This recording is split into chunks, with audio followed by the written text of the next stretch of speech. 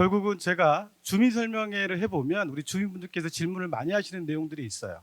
그것들 중에서 사업성과 좀 관계되어 있는 부분, 그 부분들을 좀 압축해서, 그리고 오늘은 철저하게 우리 주민분들 눈높이에 맞춰서 좀 설명을 드려보도록 하겠습니다. 근데 지금 상황이 이렇게 스크린이 나눠져 있는데요. 제가 세션을 나눠가면서 처음에는 이쪽을 보고 좀 하겠습니다.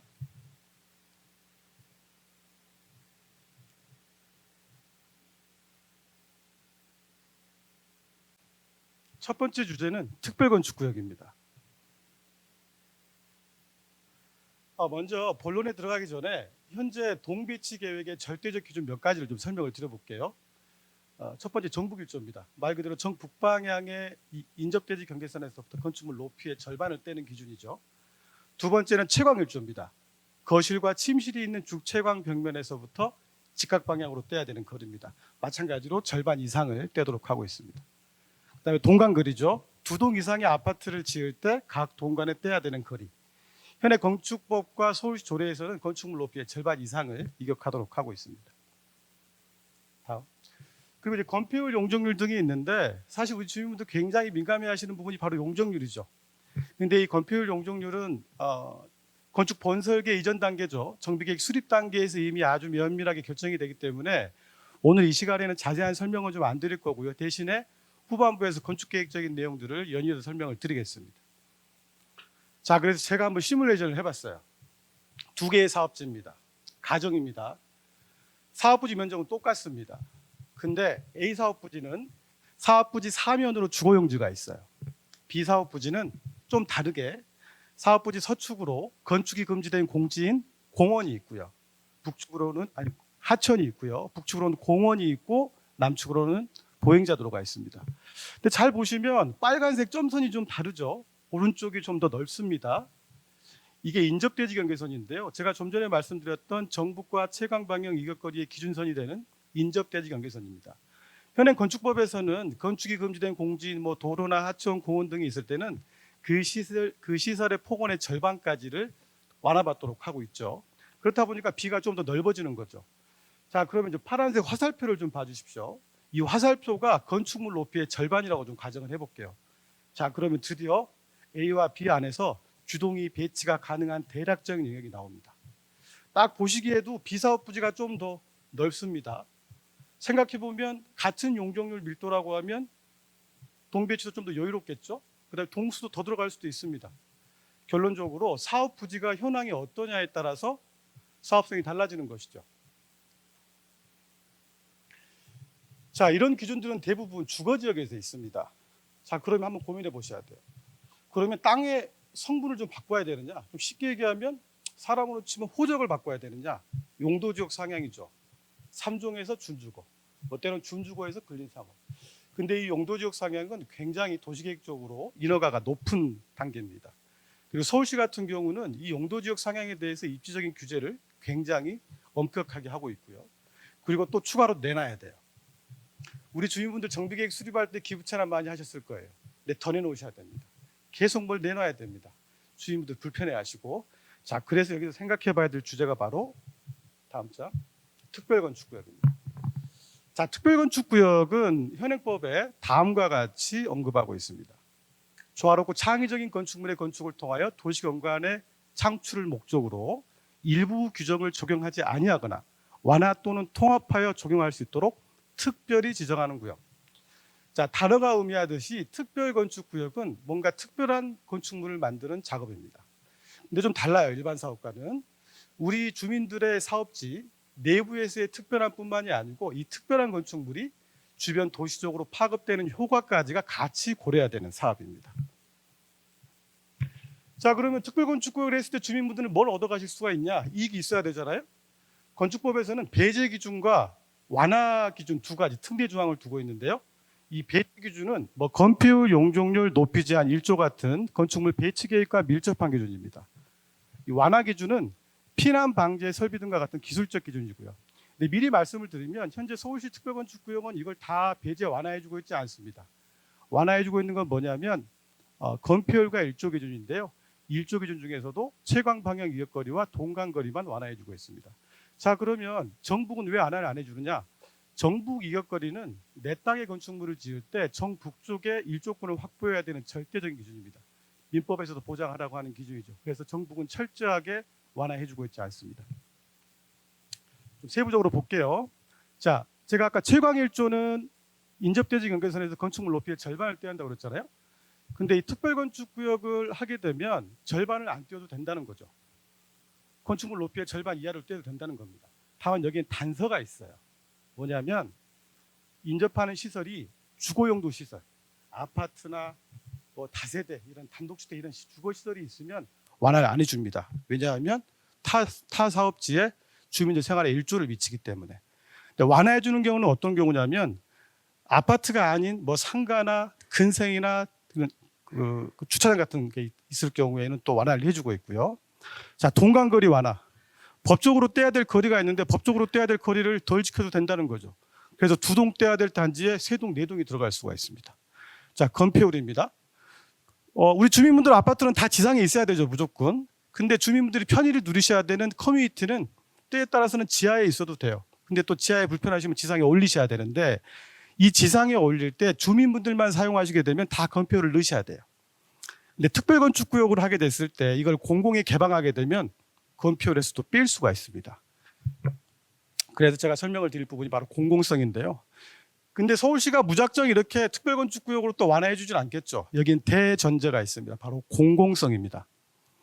공공성 확보를 전제하고 있고요. 주변 대지에 영향이 없어야 돼요. 제가 아까 좀 전에 1조 기준을 지킬 때 아파트나 그런 그 주거시설이었으면 안 된다고 그랬잖아요.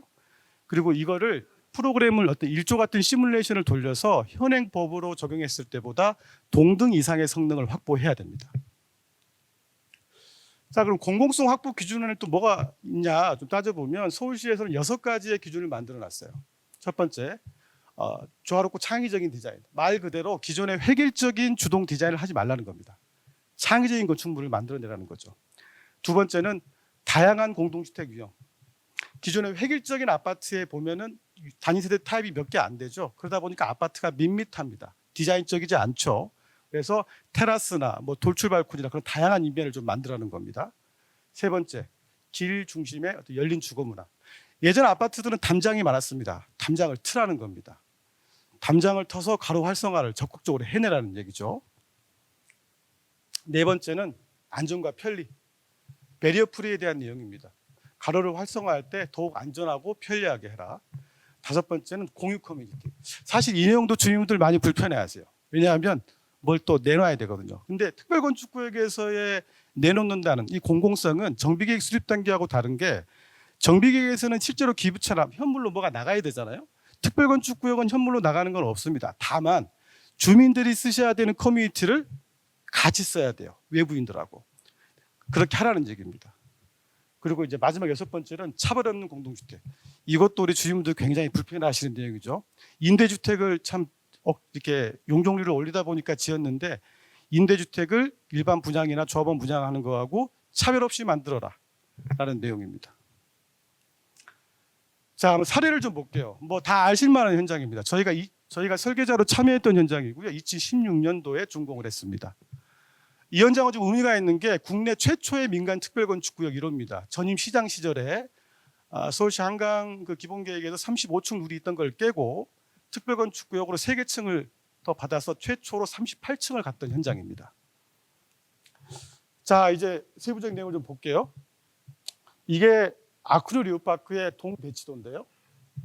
이 빨간색 주변에 이렇게 있는 것들이 인접대지 경계선입니다. 그리고 이제 동외곽 쪽에 빨간색을 제가 그어놨는데 이게 이제 채광 방향 이격거리를 지켜야 되는 동들이에요. 근데 이때는 이제 민간 특별건축구역을 처음 하다 보니까 굉장히 보수적으로 일어가가 됐습니다. 그래서 외부 일조는 철저하게 안 됐어요. 그러니까 현행법을 지켰다는 얘기죠. 그러나 단지 내의 동간의 거리는 이렇게 이제 푸른색으로 제가 이렇게 표시해 놓은 이런 부분들은 다 완화를 받았습니다. 자, 그럼 어떻게 완화를 받았냐? 이때 당시에는 서울시 조례에 보면 동간 거리를 뗄 때 같은 높이라고 그러면 건물 높이의 80% 이상을 이격하도록 돼 있었습니다. 근데 이제 단서 조항이 있었죠. 북측 주동이 높고 남측 주동이 낮을 때 높은 주동의 60% 높이, 남측 낮은 주동의 80% 높이 중에 큰 값으로 이격하라라는 기준이 있었어요. 자, 그럼 이 단면을 한번 보겠습니다. 이 단면을 보면 이제 이 38층이 북측에 있는 동이에요. 13층이 남측에 있는 동이고요. 자, 13층 높이의 선을 딱 긋고 이 38층 위쪽 동을 보면 이미 38층 아파트의 13층부터 38층은 앞에 아무것도 없습니다. 그죠? 이미 빛이 다 들어요. 근데 왜 이 높은 동의 높이까지를 감안해야 되느냐는 거죠. 이거를 특별건축구역에서 저희가 정확하게 짚어줬기 때문에 이때는 어떻게 완화를 받았냐면 남측 주동의 법적인 이격거리만 지키면 된다라고 해서 이 주동의 높이만큼만 떼고 완화를 받았던 내용들입니다. 사실 이게 굉장히 결정적인 내용이었죠. 이제 실질적으로 효과를 좀 보겠습니다. 제가 아까 특별건축구역을 할 때는 시뮬레이션을 해서 검증을 해야 된다고 그랬어요. 우리 주민들이 증명을 해야 됩니다. 특건을 해서 현행법보다 좋아진다는 거를. 자, 이제 이게 저희가 정비 사업을 하다 보면은 건축 심의를 여러 차례 받습니다. 왼쪽에 있는 이 이미지는 초기 건축 심의 자료고요. 이제 오른쪽은 이제 마지막 건축 심의 자료인데 초창기에 저희가 특별건축구역을 적용했을 때 1조가 만족하지 않는 1초가 불만족하는 세대가 43.5%였던 것이 36.4%까지 줄었습니다. 특별건축구역으로. 그 다음에 후반부 와서는 다시 한번 37.2%대의 1조 불만족률이 30.6%로 대폭 감소되었습니다. 그래서 이렇게 다양한 유형의 주거가 나오게 됐고요. 자, 두 번째 사례입니다. 이것도 뭐 다 아실 만한 현장이죠. 이거 저희 회사가 설계자로 참여했던 현장이고요. 23년 8월 달에 준공했습니다. 대한민국 민간 특별건축구역 두 번째로 완성한 현장입니다. 이 현장을 좀 볼게요. 이 현장은 좀 더 진화된 특별건축구역을 보고 있습니다. 이제 아쿠르 레오파크보다는 그 다음에 이루어졌기 때문에 이게 이제 배치도인데요. 물론 단지 내에서 이 각 동간 거리는 완화받았어요. 아쿠르 레오파크와 같은 개념으로. 근데 이 단지를 보면은 정비 사업을 하다 보면은 이제 기부 체납해야 되는 시설도 있고 이제 주거중심 상가 같은 것들이 개별 획지로 이렇게 나눠져 있습니다. 자, 하나의 정비 사업 구역에 나눠져 있는 필지 현행법에 따르면 이 인접대지 경계선을 다 또 봐야 됩니다. 다시 말하면 제가 요 분홍색으로 해놓은 여기 요 세 동에 대해서는 이격거리를 지켜야 되는 거예요. 근데 이거는 완화를 받았습니다. 왜? 여기 앞에 있는 시설들이 아파트가 아니잖아요. 그죠? 사람이 이렇게 하루 종일 일하고 집에 와서 쉬는 공간이 아닙니다. 이제 그렇기 때문에 완화가 가능했던 것이죠. 그래서 이렇게 다양한 인면이 또 창출하게 됐고요. 참고로 좀 말씀드리면 여기 지금 그 반포대교에서 보면은 그 스카이 브릿지가 두 개가 있습니다. 여기 스카이 커뮤니티가 이게 9층짜리고 11층짜리인데 다 공공 개방했죠. 주민분들만 쓰는 시설이 아닙니다. 외부인들이 이제 들어와서 같이 차도 마시고 하는 시설이고요. 그리고 이렇게 다양한 발코니가 도입이 됐던 현장입니다. 이제 원베일리 사례인데 이게 기사입니다. 원베일리가 23년 8월 달에 준공을 했는데 이제 서울시하고 한 약속을 지켜야 되잖아요. 커뮤니티를 공공 개방하는 약속. 그래서 1년 후에 서초구와 협약을 맺어서 공공 개방을 했다는 기사입니다. 자, 세 번째 주제고요. 3호 가든 5차 재건축입니다. 이 현장도 특별건축구역으로 진행한 현장이고요. 이 현장은 저희가 작년 2월 달에 건축 심의를 통과했습니다. 이 현장은 좀 더욱더 진화된 특별건축구역 배제 효과를 보이고 있어서 이건 꼭 설명을 드려야 됩니다. 이제 이쪽이 이제 고속터미널이고요. 3호 가든 사거리 이쪽으로 가면 강남이죠. 3호 가든 5차가 있고 서측과 남측에 이쪽은 다 주거용지인데 서측과 남측에 실제로 주거로 쓰는 시설은 없고 근생과 업무시설, 남측으로는 주차장과 또 근생이 있었습니다. 자, 이제 인동거리 배치도를 보면 그래서 저희가 특별건축구역을 통해서 이 왼쪽 이미지 이 파란색 부분들을 이제 이 외부 일조를 완화를 받았어요. 자, 아까 말씀드렸죠. 주거시설이 아니었기 때문에 이 서측과 남측이. 근데 이 단지가 작을수록 특별건축구역의 효과가 분명히 나타납니다. 자, 왼쪽 여기 요 가운데 있는 요 안이 세 동짜리 현행법을 그대로 지킨 안이고요. 오른쪽에 특별건축구역을 했을 때 아닌데 이 현행법을 적용한 안은 각 동간의 거리가 9m가 안 됩니다. 그죠? 근데 특별건축구역을 한 안은 이 간격보다 18m, 19m 가까이 늘어났어요. 동간격이 훨씬 벌어졌죠. 그러면 주민들 빚이 더 잘 들겠죠? 왜 그럴 수 있었냐? 아래쪽이 남측동을 법적으로 떼야 되는 거리보다 적게 떼어서 더 내린 거죠. 내리다 보니까 동간격이 벌어진 겁니다. 주민들이 얻는 효과가 분명했죠. 그러면 공공에서는 뭘 얻었냐? 동간격을 벌리다 보니까 폐쇄적인 도시 경관을 더 확보해 준 거죠. 그리고 이 현장은 또 이렇게 후반부에 말씀드릴 거지만 이 서초 중앙로 쪽에 1층에 공공 개방 커뮤니티를 적극적으로 열었던 현장입니다. 이 특별건축구역은 우리 주민분들 하시는 정비 사업은 다 대상이 됩니다. 그리고 이제 국토교통부에서는 100세대 이상일 때 이제 할 수 있도록 하고 있고요. 절차를 보면 정비계획 수립을 할 때 특별건축구역을 전제로 협의를 진행할 수 있고요. 근데 대부분의 현장은 정비계획 고시가 나면 특별건축구역 신청을 할 수 있습니다. 주민이 원하시면. 근데 이때는 주민이 제안하는 방식일 때는 서면 동의 3분의 2가 필요하고요. 그다음에 이제 공공건축가 자문을 또 받으셔야 돼요. 공공건축가를 뽑으셔가지고 이게 한 번에 안 끝나는 거고 2번, 3번, 4번, 5번도 갈 수 있습니다. 그리고 나서 통합건축 심의를 받아서 고시가 나는 형태입니다. 자, 특수한 경우를 좀 말씀드릴게요. 이게 저희가 했던 현장의 사례입니다. 자, 건축심의, 특별건축구역 심의하기 전에 도시계획, 정비계획을 수립을 하잖아요. 도시계획위원회를 할 때 도시계획위원회에서 승인 조건으로 내준 겁니다. 이 현장은 특별건축구역으로 해. 여기 써 있죠. 자, 도시계획위원회 수정 가결을 해줄 때 조건을 준다는 건 그걸 반드시 지켜야 되는 전제로 통과를 시켜주는 겁니다. 이렇게 관에서 특별건축구역으로 하라고 그럴 때는 동의서는 필요 없습니다. 자, 현재까지 서울시 특별건축구역 지정 현황을 보면 총 62건으로 파악이 되고요. 이 중에 정비사업은 약 44건 정도로 보시면 될 것 같습니다. 그래서 앞으로 계속 특별건축구역은 늘어날 것 같아요. 자, 두 번째 주제, 용적률 완화입니다. 특별건축과는 다르게 건축법에서 또 다른 법 적용의 완화를 통한 용적률 완화입니다. 건축법에서는 우리 아파트에 주민공동시설을 설치할 때, 비영리 목적의 주민공동시설을 설치할 때 용적률을 완화하는 또 내용을 담고 있습니다. 서울시 조례에서는 용적률의 100분의 120 범위에서 완화를 해주고 있고요. 특히나 이제 보육시설, 경로당 이런 노유자 시설하고 도서실, 교육시설도 같은 지역 청소년 시설 등에 대해서 완화를 해주고 있습니다. 근데 또 단서가 있습니다. 공공성입니다. 특별건축과 마찬가지로 공공을 개방하시는 거에 대해서만 서울시는 용적률에서 빼주고 있습니다. 자, 그럼 어떻게 하느냐? 이 사업지 반경 1km를 조사합니다. 조사하셔가지고 예를 들어서 주인분이 우리 경로당을 좀 완화받고 싶다라고 하시면 반경 1km를 조사해서 이미 경로당이 충분히 설치가 돼 있는지를 검토를 해보셔야 돼요. 만약에 충분히 설치가 돼 있다 그러면 완화를 못 받을 수도 있습니다. 근데 충분히 설치가 돼 있다 하더라도 미래 수요 가치가 좀 더 있다라고 하는 것들은 또 완화를 해줄 수가 있습니다. 자, 이제 사례를 보면 또 이게 원베일리입니다. 저 위쪽이 이제 한강이고요.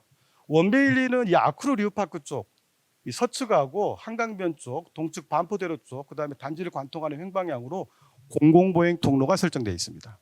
그래서 이 공공보행 통로로 서초구와 서울시와 협의한 공공 개방 커뮤니티를 적극적으로 설치를 했고요. 그렇게 해서 용적률 4.5%를 더 확보를 해서 완화를 받았습니다. 두 번째 사례, 올해 1월 달에 굉장히 뜨거웠던 현장이죠. 사실 저희도 설계자로서 많이 쉽지는 않았습니다. 저희 설계자로 참여하고 있는 현장인데요. 한남 4구역입니다. 한남 4구역은 이번 달 말에 허가를 접수합니다. 한남 4구역은 5개 블록으로 되어 있어요. 5개 블록을 잇는 이 파란색 띠 공공보행 통로가 설정되어 있습니다. 그래서 이 공공보행 통로를 따라서 커뮤니티를 적극 설치했습니다. 그래서 용적률을 2% 가까이 완화받았습니다. 자, 세 번째 주제, 이것도 또 관심이 많으실 것 같아서 준비를 해봤습니다. 획지에 대한 연결 통합 계획입니다. 정비 사업을 하다 보면 하나의 정비구역인데 획지가 이렇게 나눠져 있는 경우가 있습니다. 우리 주민분들은 거의 100% 이걸 하나로 통합하고 싶어 하시죠. 그래야 대단지로서의 가치를 누리시잖아요. 근데 그렇게 되면은 이 도시계획 도로가 없어지면 하나로 돼서 인접대지 경계선도 안 지켜도 되고 우리 주민분들 더 편해지실 수 있습니다. 그러나 다음 장, 이거를 폐도하는 거는 굉장히 또 어려운 일화가예요. 아까 제가 용도지역 상향을 말씀드렸지만 그것보다 더 어려울 수 있습니다. 불가능한 건 아닙니다. 이 폐도하는 이 도로의 교통, 도시적인 영향, 그리고 이걸 없앴을 때 대체 기반시설까지 다 검토를 해야 되기 때문에 굉장히 어려워서 저는 일단 이것은 배제하고 제가 설명을 좀 드리겠습니다. 자, 그래서 저는 이걸 한번 좀 생각을 해봤어요. 실제 있는 사례죠. 획지 두 개를 도로는 그대로 두고 공공보행 통로를 설정하고 위에를 오버브리지로 연결하는 방법. 여기 이제 뭐 사례가 있는데 좀 과하긴 하죠. 이건 우리나라 사례는 아닙니다. 자, 첫 번째 사례 아크로 리버파크가 또 나왔습니다. 아크로 리버파크는 이 토지용 계획인데요. 획지가 이렇게 두 개로 나눠져 있어요. 원래는 이게 하나의 사업지였는데 이제 도시계획을 진행하면서 획지가 나눠지고 도시계획도로가 생겼죠. 그러다 보니까 주민분들이 이렇게 민원이 많았어요. 그래서 이제 결정이 된 건 뭐였냐면 여기를 이 도시계획도로를 지하화하고 위에를 공공공지를 도입해서 공원을 만들겠다. 그리고 이 공원은 공공이 개방하자라고 해서 이제 중복 결정을 하게 됩니다. 이 중복 결정은 그 도시계획도로 위에 이제 공원이 타 있는 형태가 되죠. 그래서 이제 공공성이 충분히 확보가 됐기 때문에 이 부분을 외부에 개방했기 때문에 인정을 받을 수 있었던 거죠. 그래서 이제 요 배치도하고 이제 3차원 이미지인데요. 이제 이 부분이 공원이 되겠습니다. 그래서 도로는 언더패스 이렇게 하는 상황이고요. 실사 이미지를 보면 다음 장으로 넘어가겠습니다. 이제 이 부분이 공원이 되겠고요. 여기 이제 아랫방 획지 두 개 사이에 있는 언더패스 구간이고 이 공원은 외부인들도 와야 되기 때문에 양쪽에 보행 경사로가 있고 이게 엘리베이터까지 같이 설치가 되어 있습니다. 자, 두 번째 사례. 올해 6월 달에 준공하는 메이플자입니다. 이것도 저희가 설계를 진행하고 있고요. 3,300세대 대단지죠. 이 메이플자의 조감도를 보면 이렇게 공공보행 통로가 쭉 붙어 있습니다. 다음, 이 메이플자의 토지용 계획도인데요. 이것도 마찬가지로 획지가 두 개로 나눠져 있습니다. 근데 정비계획에 공공보행 통로 구간이라고 설정되어 있어요. 이 공공보행 통로 구간은 서울시에서 그냥 설정해 주지 않아요. 이 두 개의 땅을 뭔가 연결할 만한 이슈가 있어야 됩니다. 근데 그 이슈가 여기 뭐가 있었냐면 이 신동 근린공원에서부터 산책로가 기존에 이렇게 있었거든요. 다음 사진도 볼게요. 신동 근린공원에서부터 경부고속도로 변을 따라서 산책로가 있었고 사람들이 이미 왔다 갔다 하고 있던 길들도 예전부터 있었고 여기 소공원도 있었고 학교 가는 길도 있었습니다. 그래서 이걸 연결해주는 차원에서 공공보행 통로가 정비계획 설정을 됐고 그걸 적극적으로 이용을 해서 오버브리지를 단 거죠. 근데 이 오버브리지가 여러분들 육교는 아닙니다. 육교는 보도에서 올라와서 건너가서 다시 내려가야 되잖아요. 근데 이것은 육교는 아니고 이쪽 레벨이 좀 높아요. 그래서 이 레벨을 끌고 와서 자연스럽게 연결을 시켜준 겁니다. 오른쪽이 실제로 지금 3D화된 이미지고요. 자, 이제 그럼 한 번 더 고민해봤어요. 오버브리지 같은 지상을 이용하는 것 말고 지하를 이용하는 건 없을까?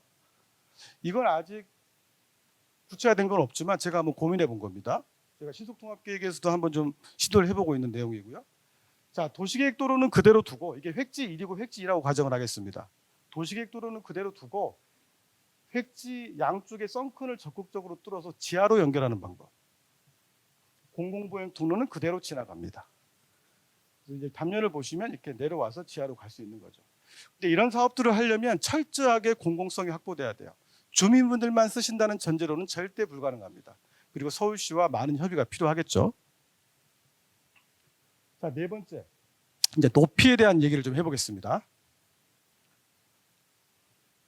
네, 이게 올해 1월 달 매일경제 기사인데요. 압구정 2구역 기사입니다.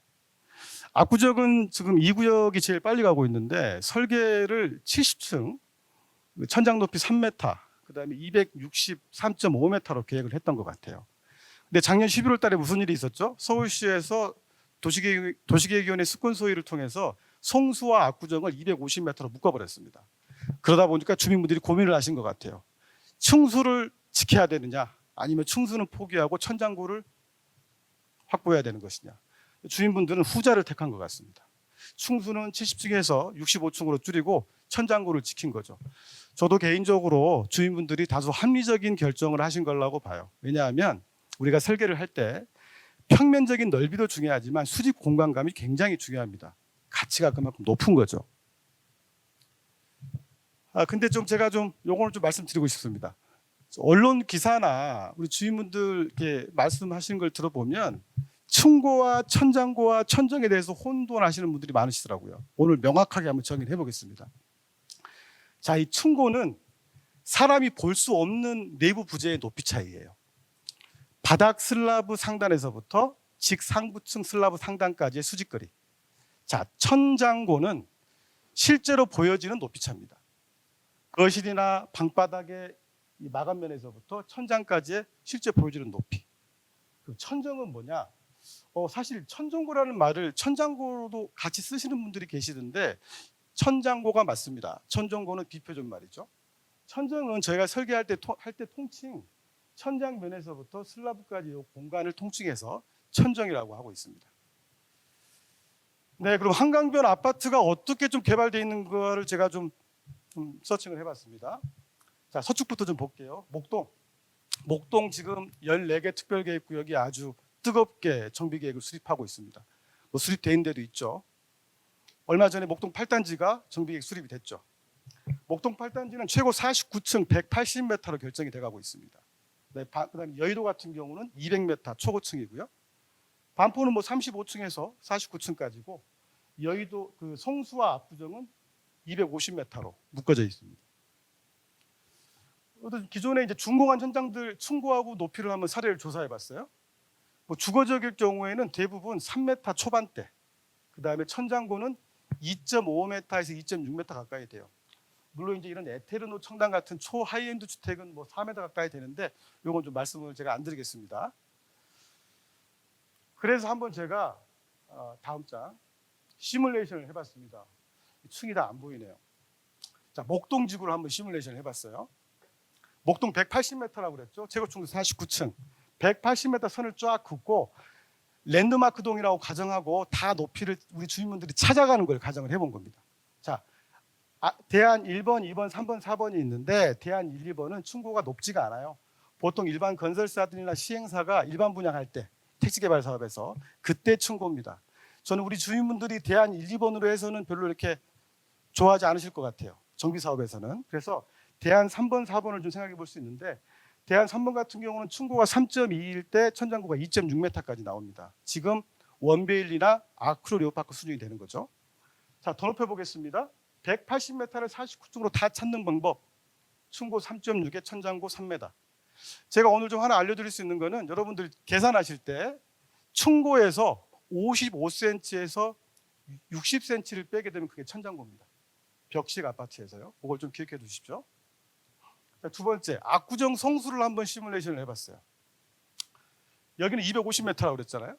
그래서 이제 대안 1번부터 4번이 있는데 대안 3, 4번은 그 천장고 이제 3.4, 2.95 정도 되는 상황인데 천장고가 일단 낮습니다. 근데 이걸 말씀을 드려야 되겠구나. 대안 1, 2, 3, 4번 다 이제 높이를 다 맞추는 상황에서 최고 60층부터 80층까지 가능한 것 같아요. 250m 기준으로. 그러면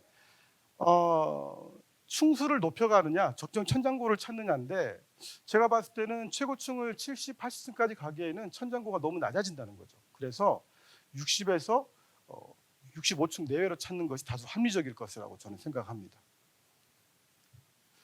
그러면 층고를 이렇게 무조건 높이는 게 또 좋으냐? 또 그렇지 않죠. 높이 규제가 이렇게 제한되어 있는 지역, 지금 한남 뉴타운이 그러거든요. 한남 뉴타운은 사실 남산의 부관 기준 때문에 해발 90m나 묶여 있습니다. 그래서 많이 높지가 않죠. 그러니까 높이 규제가 제한된 지역에서는 한 가구당 20cm를 높였을 때 이게 20개 층이면 한 개 층이 날아갑니다. 그러다 보니까 이게 무작정 올릴 수도 없는 노릇이죠. 그리고 높은 층고는 또 공사비가 오를 수 있어요. 그래서 우리 주민분들은 이 거주성과 미래 가치는 충분히 생각을 하시되 현황을 좀 잘 고려하셔가지고 합리적인 판단을 하셔야 되는 내용입니다. 자, 다섯 번째, 발코니 얘기를 좀 해보겠습니다. 발코니 넓게 써야 된다는 기사는 꽤 많죠. 예.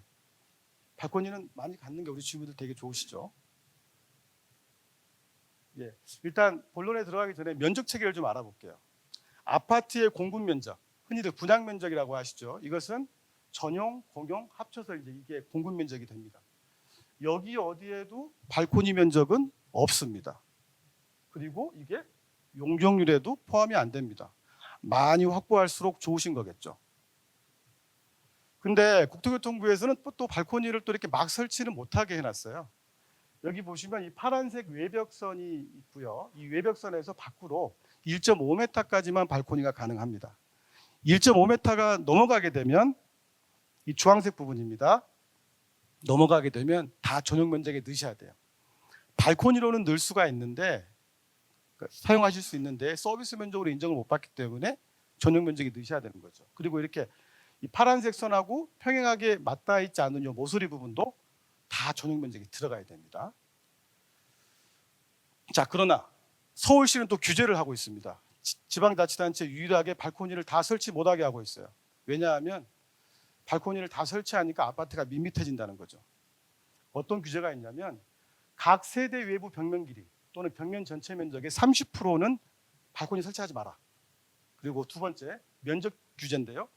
전용 면적 8호제곱미터 이상은 25%까지만 25% 이하로 설치하고 60에서 8호는 30%까지만 설치해라. 그래서 이거를 다 지키면 이제 843베이입니다. 이런 발코니가 나와요. 여기 빨간색 부분이 발코니가 없는 부분입니다. 여기도 마찬가지죠. 이거 가지고 요즘 분양하기가 쉽지 않겠죠. 그래서 많은 단지들이 이거를 배제하는 방법을 이제 생각을 하는 거죠. 다음. 그래서 이제 발코니를 그 844베이 기준으로 현행법을 다 지켰을 때 면적이 얼마 나오는지를 좀 따져봤어요. 844베이 기준으로 현행 서울시 심의 기준을 지키면 발코니가 25.5제곱미터, 약 7.7평이 나옵니다. 근데 발코니 규제를 100% 완화를 받게 되면 이것보다 3.5평이 늘어난 37제곱미터, 약 11.2평이 돼요. 이걸 돈으로 평당 4천만 원으로 따지면 1억 4천만 원의 가치가 있습니다. 물론 이걸로 분양할 건 아니지만 이 정도의 가치가 있다는 거예요. 자, 이제 어떻게 완화를 받아야 되느냐 이걸 좀 보겠습니다. 서울시는 또 심의 기준에 규제도 하고 있지만 완화 내용을 담고 있어요. 그게 우수 디자인이라는 게 있습니다. 우수 디자인으로 인정받으면 발코니를 다 설치할 수 있어요. 그리고 또 이제 23년 5월 달에 신설된 개정 중에 잘 보이지는 않지만 돌출 개방형 발코니를 20% 이상 설치하면 또 완화를 받을 수 있는데 돌출 개방형 발코니는 확장을 전제하고 있지 않기 때문에 오늘 설명을 안 드릴 거고요. 확장을 다 전제할 수 있는 우수 디자인만 가지고 설명을 드리겠습니다. 그래서 우수 디자인을 건축위원회를 통해서 인정받으면 100% 설치할 수가 있다. 참고로 특별건축구역을 하게 되면 우수 디자인은 무조건 가야 됩니다. 자, 우수 디자인은 이런 의무 기준과 권장 기준을 다 지켜야 되는 내용이고요. 이게 건축 심의 기준에 있습니다. 이것들을 다 지켜야 건축위원회에서 최종 결정할 수가 있는 거죠. 사례를 보면 다음 장 한남 4구역인데요. 다음 장 한남 4구역도 이제 의무 기준에 나와 있는 발코니 다양화 기준. 여기 현장은 저희가 설계할 때 단위세대 타입 개수만 한 40개가 넘는 것 같아요. 다양한 발코니를 만들어서 다양한 일면을 좀 만들어냈죠. 그 다음에 권장 기준에 공공성이나 통경축, 바람길도 충분히 확보해 줬고요. 다음. 그리고 3호가든 5차도 우수 디자인으로 갔는데 공공이 개방하는 시설 의무 기준과 권장 기준, 창의적 건축물에 대한 권장 기준도 다 만족해서 인정받을 수 있었습니다. 이제 6번째 주제고요. 제가 이제 이번에는 이쪽으로 가서 설명을 드리겠습니다. 이제 사업 용적률 확보를 위한 썬큰과 데크 계획입니다. 이 부분은 사실 주민분들 다 적용하시고 계실 것 같아요. 근데 한 번 더 짚어보는 차원에서 말씀을 좀 드립니다. 우리가 아파트를 지을 때는 아까 건표율에서도 말씀을 드렸지만 지상에 커뮤니티를 놔야 돼요. 주민들 편하게 써야 될 시설. 근데 무작정 지상에 설치하게 되면 이게 다 또 용적률에 들어갑니다. 그러면 사업 용적률이 좀 저하되겠죠. 그래서 지상층과 동등 이상의 성능은 확보하지만 사업 용적률을 극대화할 수 있는 지하를 어떻게 써야 될지도 한번 고민해 보셔야 된다는 거죠.